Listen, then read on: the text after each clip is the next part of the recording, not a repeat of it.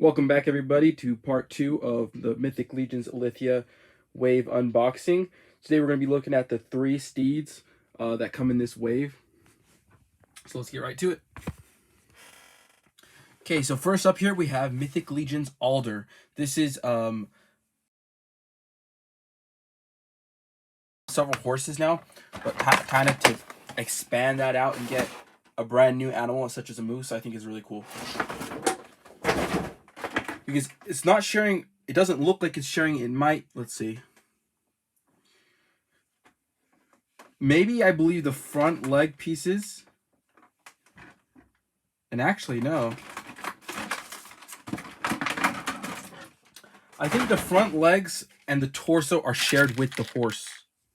But I think the hooves and, of course, this lower piece that has, these little moose spikes on the back are new. And, of course, the head sculpt and the saddle is all new. So let's see here. Here we have Alder. And in the package, he doesn't come with much. He just comes with, his antlers. They get to separately attach on. The saddle is looking very nice. Actually, the saddle is not new. It is reused from the other horses. Yep. And you got a little moose tail. Let's see here. This is really cool. All right. So this is kind of, I like this because, with the 4 horsemen, they each get their own special steed.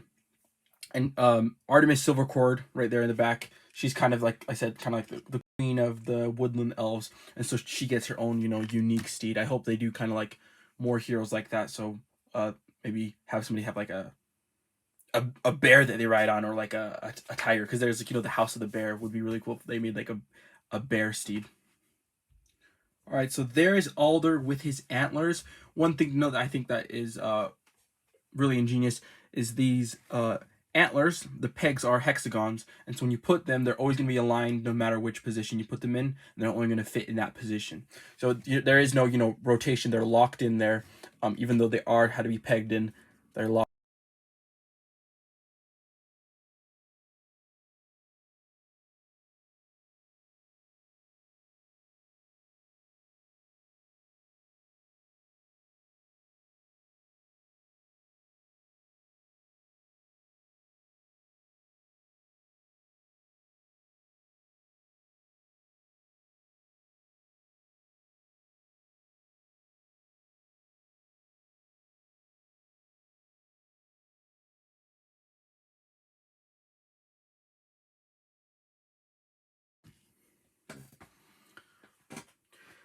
All right, so there's Artemis with her moose Alder. And I think that's one of the biggest things that, it didn't really occur to me, but having that new soft goods as the skirt pieces allows for you to better display figures with steeds. And it makes sense now why only Artemis and Illythia have the soft goods, because both of them have steeds to go along with them. So, amazing job. And Mythic Legions just keep improving. I hear even now the 4 horsemen are trying to get better range in the elbows. That's kind of one of the biggest complaints, because, they're rock solid on paint, rock solid on sculpt. But, sometimes articulation is kind of limited with these figures, and that's always kind of been the biggest complaint. So to finally see them kind of addressing that and trying to get better at it, these guys are just going to keep getting better, I mean, just look at the sculpt, look at the details, the fur, the slight fur, that's, even though it's a tiny details, it's very smooth. There's still fur sculpt throughout. Antlers have those, sculpted veins inside. I mean, look at the saddle and the detail, how ornate those designs are on her boots. And like the whole aesthetic of Alder's, leather pieces matches Artemis's leather pieces, with those swirlies in the leather. Just seeing those two together, that is awesome, man. Next up, we're going to be taking a look at Phobos, which is Illythia's horse. So it's the first time we're getting a completely black horse. It has no bio, but with this, what I'm wondering is how much of it can you take off and just have like a black horse,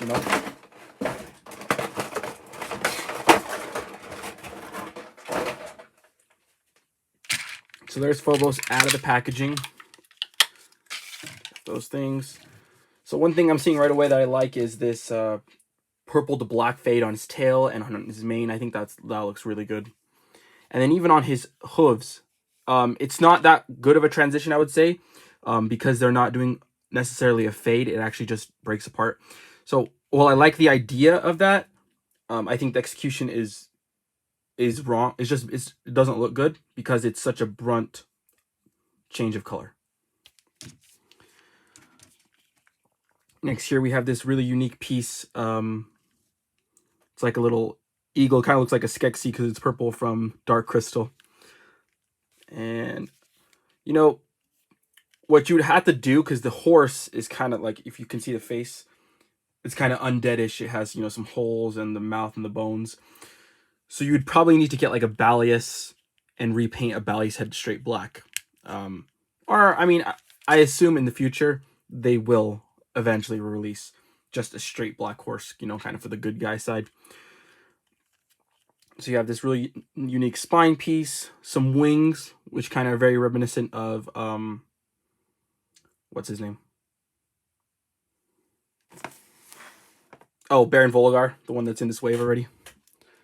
So let me get him here. So yeah, wings.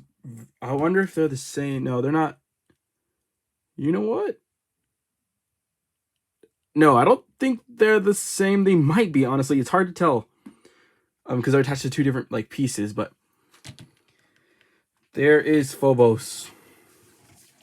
And he shares the same saddle, you know, with the rest of the horses and even the moose Alder. Nice rein. And these horses, you know, usually range from, sometimes they're 55 up to 60, even, you know, kind of up to 70 range, depending on how much stuff comes with the horse or how big it is, if it's like a moose or a centaur and things like that. So that's Phobos.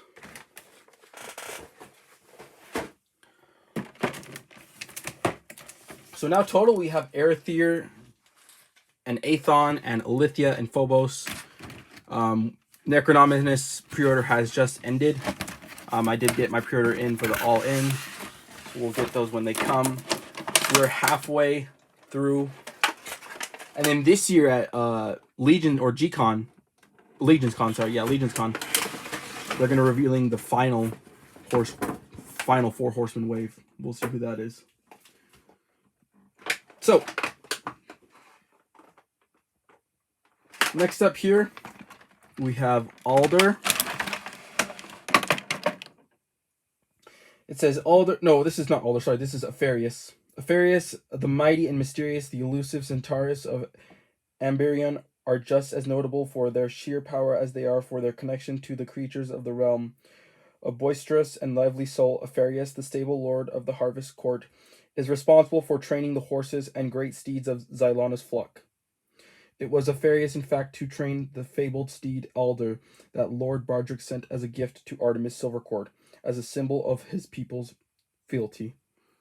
That's a really nice bio, you know, because it has a lot of lore, and especially a lot of connections and story within the character. So now we know that Lord Bardrick here, right there, he's getting covered by the... Now we know that Lord Bardrick here sent Alder the Moose to Artemis Silvercord as a gift. And that Afarious trained Alder. Man, I'm so hyped for this centaur. It's something that, you know, I kind of always wanted to see Mythic Legions do. And he does come with quite a bit. You know, unlike Phobos and Alder, who came with... Yeah, Phobos and Alder came with nothing, you know. And even, like, Balius came with, like, a shield and a sword. And I'm pretty sure Aethon as well, I can't remember. But on the other hand, unlike... Oh, shoot. We got it back here. So, unlike Alder and Phobos, Afarious comes with quite a bit. So with Afarious, you're getting a golden elvish bow, a quiver and some arrows, a big black sword, and this gold and silver trident. And, you know, I feel like All three weapons, you know, I feel like could work with this guy. The sword would look good on him, bow and arrow would look good on him, and even the trident, just because he's so large. But yeah, really amazing here. We have this nice, you know, extra fur on the ankles and feet. Kind of got like a Clydesdale looking horse.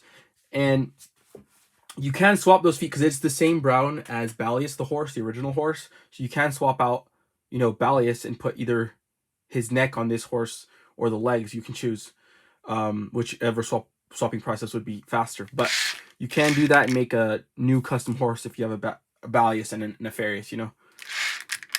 Okay. So now with Afarious, man, just look at this, guys.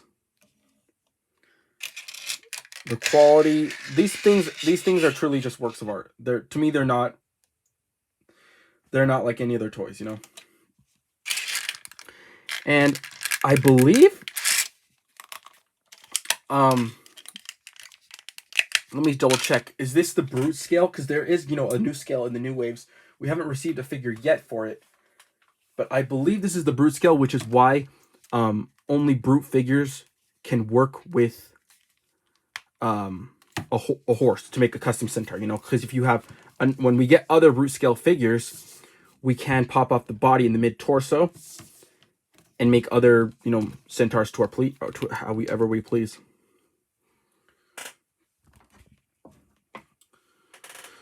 So let's just compare him to Lord Bardrick. As you can see the size here, you know, his head is bigger, his torso is bigger, his arms are bigger, his hands are bigger. So this is like the new ogre scale, as I was saying. So you can't like put Lord Bardrick's torso on there. I mean, you could if you like maybe put some like putty or some of the stuff, but not like just as a regular pop and swap. You're not gonna be able to put regular figures' bodies on here.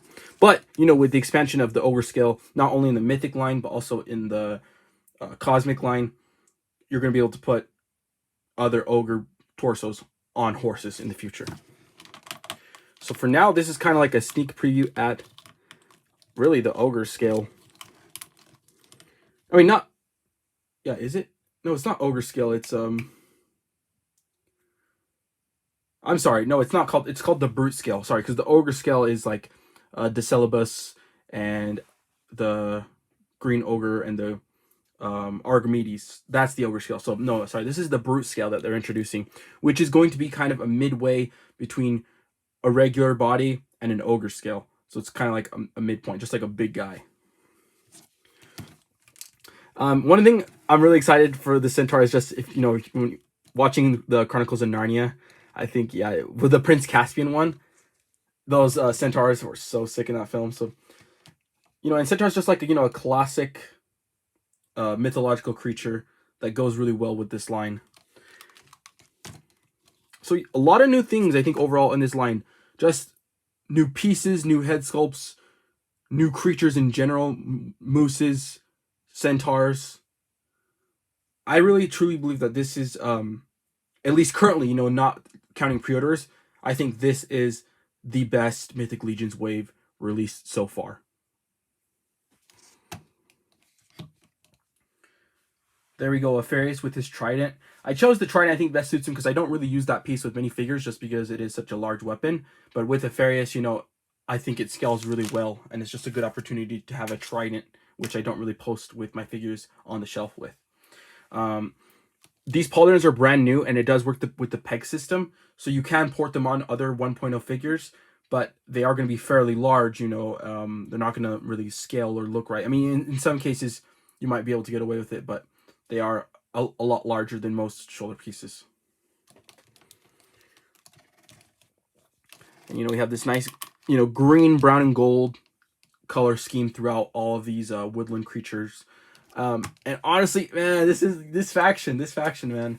I love the elf woodland creature faction. Hopefully, you know, we can get another, you know, more characters from this faction. Xylana's flock. Sadly, I don't have Xylana, so hopefully I think in the future, they just like what they did with Artemis, releasing a version 2, we get Xylana version 2. Just because she is the leader of the woodland elves. I hope they do release a version 2 of Xylana. And she's like a white deer person. So I said before with Krotos, I love the animal humanoid characters, and so she's like a white deer person. She's really cool. All right, so there we have Alder, Phobos, and Afarious. I think out of these three, of course, Afarious. I have soft spot for that centaur, and I love the paint job and the color scheme on it. I love the fade on the fur on the boots or on his hooves. And then Alder, I think Alder is just so unique as a moose. So many new sculpt with the head and the horns. And I'm gonna have to go with Phobos last on this, just because while I do like the idea of that purple fading into the hooves, they didn't execute it very well, and it's too brunt of a change. And overall, it's just a black horse. It's nothing too crazy. It's just like a new head sculpt, but it's still a nice figure nonetheless. All right, those are the 3 steeds. In part 3, I'll be looking at the last deluxe figures of this wave, the last 3 deluxe figures of the wave. All right, the final part of our Mythic Legions Illythia wave breakdown. Let's get right into it. So, I'm going to open Celus first. And this is the only ogre scale figure in this wave. One thing to note, I wasn't really too excited about this figure, just because I just thought, like, does that really make sense? A big brutish vampire. And kind of the more I thought about it, it makes more sense to me now, just because I can think of, like, almost as if the vampires, the brood as they're called, Illythia's brood, are almost like an insect, kind of. Like their system would be kind of insectoid, where Illythia, the mother, like the vampires, would kind of create a monster, basically. And not really, you'd not even be like biologically, but just like magically create a monster, just to fight. So it is reusing, Archimedes' body, the Green Ogre's body. So the accessories he comes with an alternate set of hands, 2 kind of weapon gripping hands. And as for weapons, he comes with the standard ogre weapons that we've seen numerous times now. Kind of this little flail, or like, not flail, but like a axe, 4-sided axe, and then just a single-sided axe, and then an extra piece that you can attach to and make any weapon you want longer, or have like a dual-sided one if you wanted to. So that's it for the accessories. But taking a look at the face sculpt, I think they did a great job. I love the pinkish reddish paint around, and especially I love the stark bright white eyes. And they're kind of glossy, and the skin is kind of white, but it has like a gray spray overlay on top. And so those stark white eyes really stand out. The belt, of course, this center snake piece is new, but these like bones and little pokey things are reuse. Now, these gauntlets, I believe those are brand new. I don't think. Yeah, these gauntlets are new. I've never seen these gauntlets. I'm looking at the other ogre scale figures, and none of the ogre scale figures have these gauntlets. They have a nice, silver dry brush on them, and the buckles are painted really nicely. One thing to note, though, this is the first ogre scale with soft goods, and these leather pieces do have real metal buttons, and it's like a leather with bendy wire. So you could get some really unique poses, because they're each individually have bendy wire inside of them. And on the back, he even has like this fur that we've kind of seen with trolls and other figures, and then this long leather piece, kind of like a cape piece. And it does have 3 bendy wires inside of it, and it's tattered. It's got some holes and like a cut off edge. The edge, it is done by like a factory, so it's not as natural as I would like to see it, but that's nothing too big, because you can cut that and weather that fairly simple with some scissors, so nothing too big of an issue there. So yeah, I do like that there's 2 layers of soft goods, because before it was kind of just some of the like Archimedes had like a gray pelt, and this one has a pelt plus these leather pieces. It just gives him a really nice look. So overall, this was one of the figure I think I was least excited for, but to my surprise, I actually do enjoy it, and it actually does make sense the more I think about Illithia's Brood's faction, that she would create, you know, with her magic, a beast basically to take down Xylana's flock and fight them off. As for the bottom, his boots, it is kind of all reuse. Yeah, it's all reused from the previous ogre. But there at least is some added purple paint and silver dry brush on there. So that's going to do it for the syllabus.